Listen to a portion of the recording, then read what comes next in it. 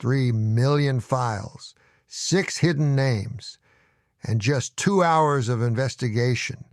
The latest revelations in the Jeffrey Epstein case show we've barely scratched the surface of this sprawling network of secrets. That's quite a bombshell from Congressman Rocana's visit to the Department of Justice. The way these names were revealed is fascinating. Well, here's what makes this so incredible. Kana and Republican Congressman Thomas Massie spent just 2 hours reviewing documents, and they uncovered 6 names that apparently shouldn't have been redacted in the first place. When they pointed this out, the DOJ officials actually admitted their mistake right there. And we're talking about some pretty significant figures here, aren't we? Oh, absolutely. Take Leslie Wexner, for instance. The New York Times investigation revealed how this billionaire founder of Victoria's Secret essentially transformed Epstein from just another millionaire into someone with real power and influence. You know what's particularly interesting? The FBI apparently labeled him as a co-conspirator, though. And this is crucial. He hasn't been charged with any crimes. That's right. And his legal team was very specific about his role, weren't they? They stated that back in 2019, the assistant U.S. attorney clearly viewed him just as a source of information. But here's where it gets even more intriguing.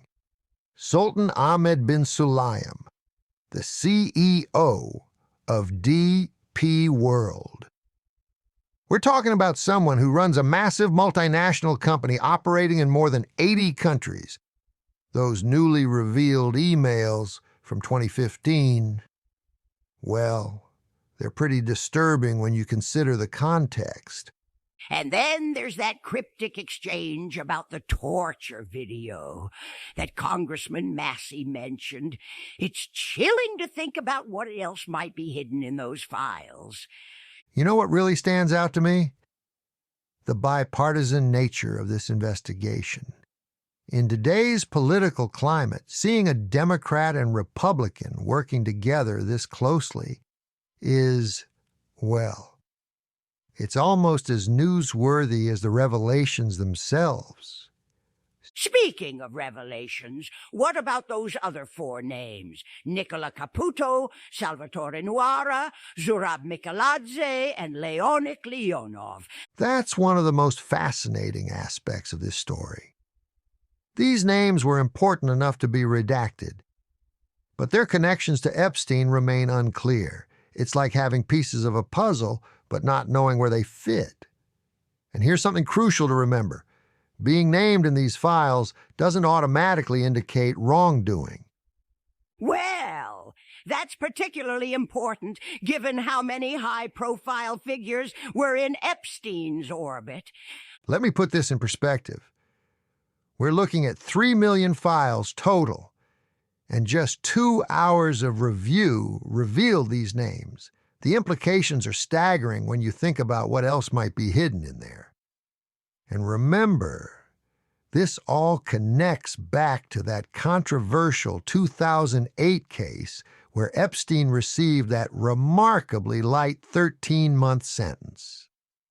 The way these documents were handled really raises questions about transparency in our justice system, doesn't it?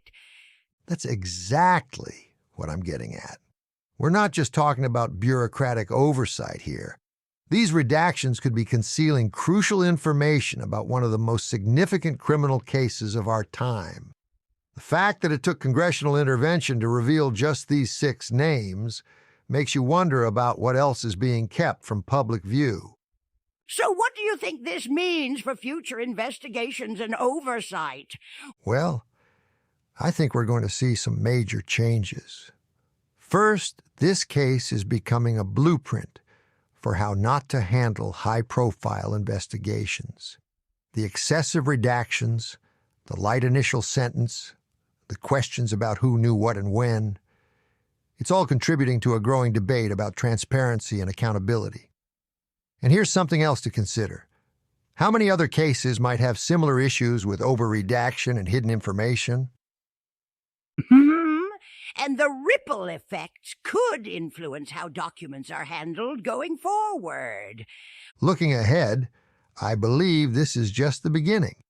When two representatives from opposite parties can find this much in just 2 hours, it suggests there's a lot more to uncover.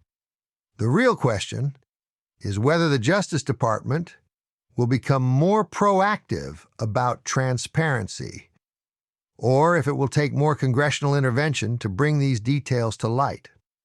Either way, this story is far from over.